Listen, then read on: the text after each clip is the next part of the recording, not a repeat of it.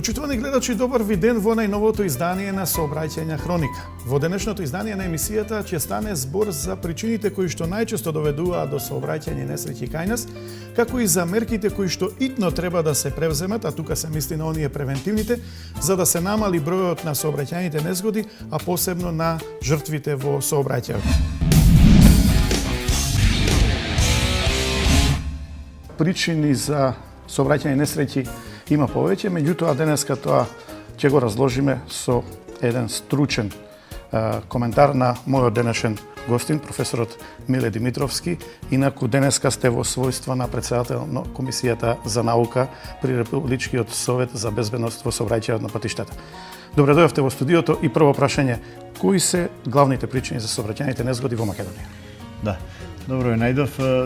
Советот има една сложена задача да ги следи работите во областа на сообраќајот и да укажува од време на време на вистинските причини за тоа што се случува, со идеја дека ќе се превземат соодветни мерки тие да бидат отстранети. Сите наши истражувања, кои што се разбира ги подкрепуваме ние со податоците од Министерството за внатрешни работи, укажуваат дека доминантна причина за сообраќајните незгоди со потешки последици е пречекорување на дозволената брзина на возење. На второ место се погрешните свртувања, непочитување на знаците. На трето место се наоѓаше алкохолот и другите психотропни супстанци, дури и лековите.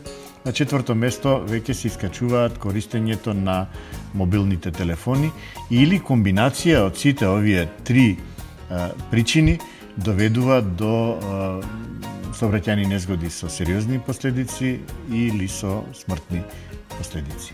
Професор, како да се реши сега? Секогаш кога зборуваме за сообраќајот, многумина сметаат дека се експерти во сообраќајот, дека многу би можеле лесно да го решат, но од другата страна ги имаме ние сите фактори кои што влијаат во сообраќајот и решението на една таква равенка со многу непознати е секогаш сложено. Тоа го увидели и Обединетите нации, па, како што знаете, воспоставија дури декада, 10-годишен период за унапредување на безбедност сообраќајот на патиштата. Ако беше нешто помалку сериозно, ќе воспоставија година или недела или ден на сочувување. Заради тоа што се сметаше според поранешниот принцип дека само 3 се фактори кои што влијаат можеме да ги унапредуваме. Тоа е унапредување на патот, унапредување на возилото и унапредување на возачките способности. Сега се смета дека уште два други столба би можеле да помогнат.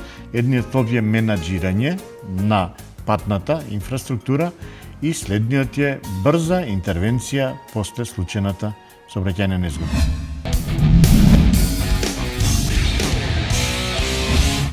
Ќе ви презентираме дел од автопатот Е75. Тоа е делницата од Табановце до Скопје. Сакаме да ви доловиме во каква состојба се наоѓа автопатот, да видиме дали сообраќајните знаци доволно ве информираат при возењето, потоа да ја видиме безбедноста на самиот автопат и сите оние пропратни елементи што се важни при патувањето. Одиме. Но пред да тргнеме, задолжително заштитен појас и светла. Инаку првиот дел од автопатот од Табановце кон Скопје е во одлична состојба. Дури и оваа средна лента која што во моментов се движиме ние со брзина некаде околу 90 км на час е исто така добра, со мали нерамнини кои што се во секој случај како последица од тешките товарни возила. Доаѓаме на делот од патот кој што е изграден малку од поодамна, пред 10 години, и веќе се забележливи нерамнините, односно се повпечатливи нерамнините, посебно на средната лента, иако брзината која беше дозволена со претходниот знак од околу 130 км, не би ви препорачале по средната лента барем да се движите со таа брзина, бидејќи има нерамнини. Она што го регистрираме е тоа дека левата брза лента е се уште во добра состојба. Во овој дел веќе може да забележиме одредени оштетувања на заштитната ограда. Ние би можеле најмногу да делуваме на возачот, бидејќи тој е најсложеното суштество кој што управува со возилото, какво и да е тоа, и да го подобриме неговото однесување и неговото прилагодување кон патот, кон возилото и прилагодување кон неговата општа состојба, дали се работи за здравствена или некоја друга состојба. Сакате да ми кажете дека потребна е дополнителна едукација? Не само што е потребна дополнителна, туку е потребна постојана едукација. Земете, например, кога луѓето ја земаат возачката дозвола, а потоа дали од моментот на земењето на возачката дозвола на било кој друг начин ги подобруваат своите вештини. Осем со тоа дека стануваат искусни возачи, што може да значи дека во некој случај искуството не е многу пожелна, зашто се однесуваат ноншалантно, ја поминале таа ситуација еднаш, па белки им нема тоа да се случи. И во многу истражувања се покажува дека некогаш се случува дека младите возачи, се мисли на возачите почетници, се повнимателни во некои ситуации, отколку возачите кои што имаат долго време сообраќајни незгоди.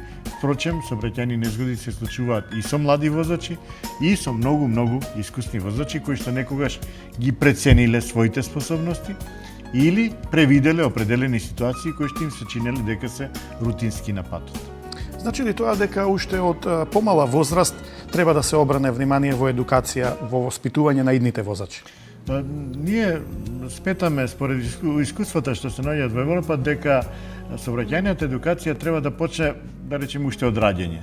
Бидејќи децата уште од мали, едногодишни, ги носиме во возилата, тогаш ќе создаваме навиката да се возат во специјални детски седишта, тогаш ќе создаваме навиката дека сите патници во возилото се врзани со појасите, тогаш ќе создаваме навиката да не се вози дрско и неодговорно, тогаш ќе создаваме навиката за почитување на сите останати учесници во сообраќајот и ние мислиме дека што порано се почне со таквите примери, значи семејството да стане пример за децата, понатаму околината, училиште и така натаму, ќе имаме прилика да се соочиме со што е можно повешти некои на кои што уште од раѓањето им е вродено почитување на сообраќајните правила и прописи. Професоре, сега заедно да погледнеме еден прилог кој што го снимивме во едно скопско училиште.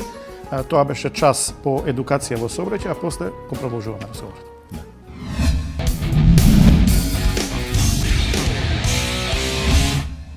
Учениците од второ деление ги запознаваме со основните правила и прописи кои што го регулираат сообраќајот на пешаците, односно како безбедно учениците кога ќе почнат да одат сами на училиште или било кое друго место да се соосеќаат со сите опасности кои што ги криел сообраќајот доколку не се познаваат правилата и прописите, значи како да се движат пешаците по тротоар, што е тоа тротоар, пешачки премин, крстосница, црвено светло, знаците кои што ги даваат сообраќајните полицајци кога го регулираат сообраќајот.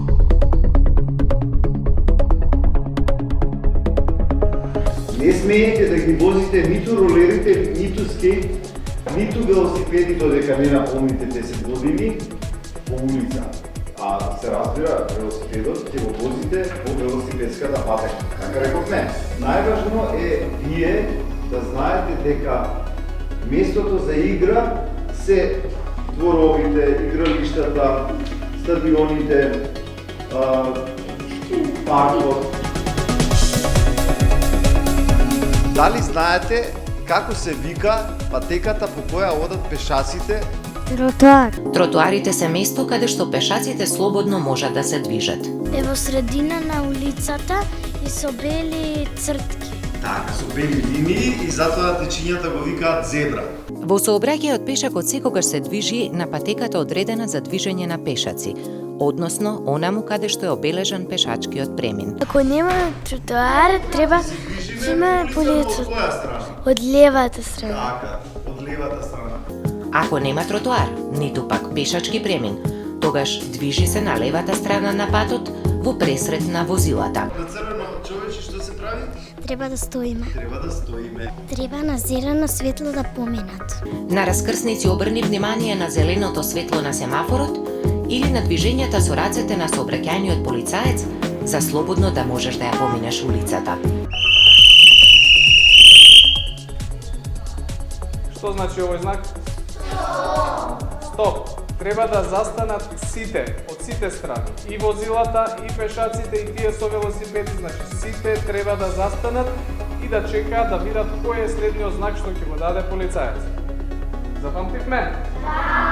Браво! Сообраќајниот полицаец, наш пријател. Сега ќе научиме и некои правила што ќе ни помогнат како да се однесуваме кога ќе сакаме да поминеме улица каде што семафорите не работат, а сообраќајот го регулира сообраќајниот полицаец. Тогаш правилото гласи дека сите учесници во сообраќајот, и возилата и пешаците, мора да ги почитуваат знаците што ги дава сообраќајниот полицаец. Сообраќајниот полицаец го регулира движењето во сообраќајот со помош на рацете, положбата на телото и со свирче. И секогаш добро гледај во каква положба е неговото тело и какви знаци дава сообраќајниот полицаец. За твоја безбедност постапувај по неговите правила. Постојат голем број сообраќајни знаци и положби на телото со кои сообраќаецот го регулира сообраќајот. Но за вас, пешаците, најважни се следниве. Кога раката на сообраќајниот полицаец е подигната нагоре, со отворена дланка кон лево, тоа значи задолжително застанување на сите возила пред раскрсницата и забрана за поминување на пешаците. Тоа значи да застанеш на работ на тротоарот и да го чекаш наредниот знак што ќе го даде сообраќаецот. Доколку сообраќаецот е завртен со грб или со гради кон тебе, тоа значи црвено светло, односно не смее да се помине на пешачкиот премин. Ако полицаецот е свртен настрана, тоа значи зелено светло и пешаците можат слободно да поминат на пешачкиот премин.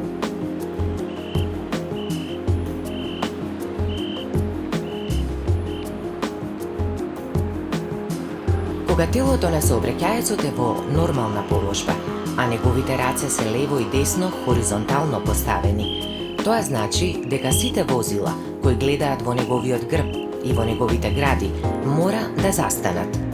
А возилата што доаѓаат од двете страни во правец на рацете може да се движат.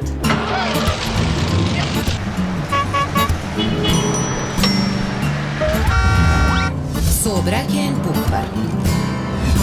Сообраќајната едукација во Македонија има голема традиција, значи не е од сега почнато, значи ние се сеќаваме дека 20 на 30 години назад сообраќајната полиција многу професионално во делот на превентивата се обидуваше да влезе кај најмалите, пак и постарите така натаму, да се обиде да укаже на опасностите од сообраќај. Се разбира дека во тој процес мора да помогнат многу други структури, значи семејството, училиштето, тие со нивното појавување да укажат дека се тие луѓе на кои што може да се потпрат идните возачи, дека се тие да го управуваат, да го регулираат, дека нивната улога не е само репресивната улога да ги казнуваат сообраќајните недостатоци, туку во исто време да превенираат и да упатуваат на регуларно движење на сообраќај. Покрај оваа едукација, уште кои мерки, професора, сметате дека итно треба да ги превземеме за да се намали бројот во сообраќајните несреќи? Двете важни движења во наредниот период би требало да бидат ограничување на максималната брзина на движење на оние патишта на кои што е тоа возможно на 110 км и ограничување на брзината во градот на 50 со цел да се смалат последиците од сообраќајните незгоди, бидејќи е очигледно и е јасно од сите истражувања дека таквите последици се многу помали. И се разбира дека нивото на користење на сигурностите ремени треба да се искачи на 100% на предното возачко седиште, на предното совозачко и на задните седишта за сите кои што се присутни во возилото и задолжително употреба се разбира на детските седишта за малите деца.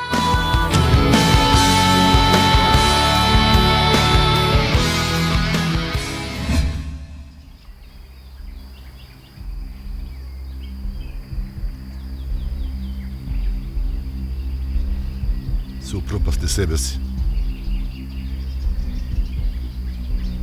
Го упропасти семејството. Колку пати те опоменував. Ти викав.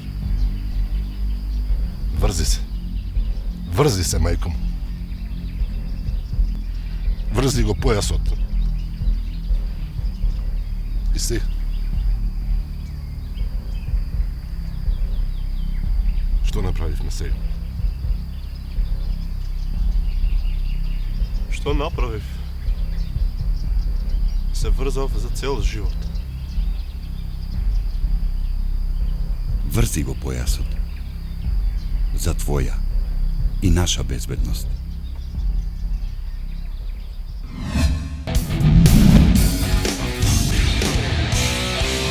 Дали ја почитувате брзината пропишана со знакот? Да, секојаш. Мора да ги почитуваме, ако не ги почитуваме знаците, како ќе возиме. Да. Значи не е за џабе ставен нели тој знак. Значи ти кажува ако возиш повеќе од 60, постои можност да се истумаш или да се пролизгаш и така натаму. Една работа која што треба сериозно да се санкционира, тоа е говорењето на телефон за време на возење. Прописите треба да се почитуваат, бидејќи брзината е таа која што е основен фактор на сите на сообраќајни незгоди. Као граѓани на Република Македонија мора да ги почитуваме сообраќајните право. Една од главните причини за сообраќајни несреќи со катастрофални последици секако е брзото возење. Токму затоа Министерството за внатрешни работи превзема поголеми контроли како во населените места, така и надвор од нив. Добар ден, господине. Возачките испреди ги идеме. Се опевме на брзина малку побрзо го проведете возилото колку што треба. Ради ваша информација, глобата е 45 евра или 25 негативни вода. Дозволено е 60, вие возите 94 км на час. Глобата е 300 евра. Господин Реджев, ве се опревме на многу голема брзина. За сторено сообраќање прекршок глобата е 300 евра. Во рок од 8 дена е 150 евра доколку сакате да платите. 136 км на час. Ова е еден од приоритетите во нашата работа, значи мерењето на брзината на движење на возилата и санкционирање на возачите кои не го почитуваат ограничувањето на истите, од причина што според оние статистики за случајни сообраќајни незгоди, не само во градот Скопје, туку и низ целата држава, брзото возење е една од главните причини за случување на сообраќајни незгоди со потешки последици. Дали ќе сакате да си ја видите брзината? 83 км на час. За сторено сообраќајен прекршок 45 евра е глобата или 25 негативни води. Дозволено е 60, 81 км на час. Ова е вашата брзина, 99 км на час на 184 метри од тука сте измерени. За сторено сообраќајен прекршок, глобата е 300 евра, доколку сакате да ја платите, во рок од 8 дена е 150 евра. 82 км на час, 409 метри од тука. 92 км го управувате возилото. Дозволено е 60. За сторено сообраќајен прекршок, глобата е 300 евра. Јас сум Стево Костовски, 4-кратен шампион на Македонија во автомобилизам и освојувач на златна кацика. Брзината секогаш била мој предизвик. Трките се мојот живот. Веќе го следиме стартот со реден број 20 во првата класа Стево Костовски. На патеката најголемата брзина ми е преку 200 км на час.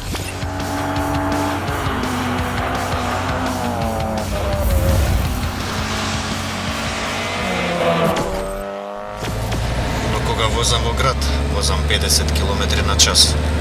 Се однесувам фер и ги почитувам правилата. Однесувај се совесно. Почитувај ги сообраќајните правила. За ваша и наша безбедност.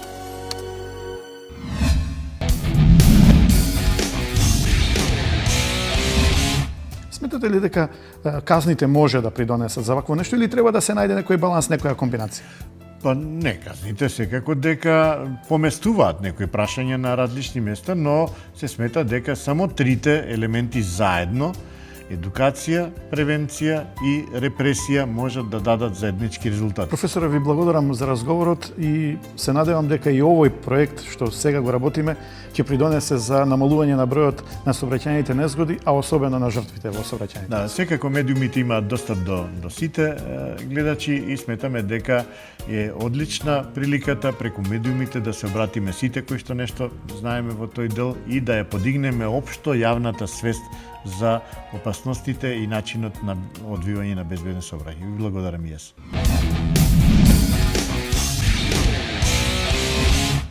И полека стигнавме до крајот, а за крај на денешната емисија ве советуваме.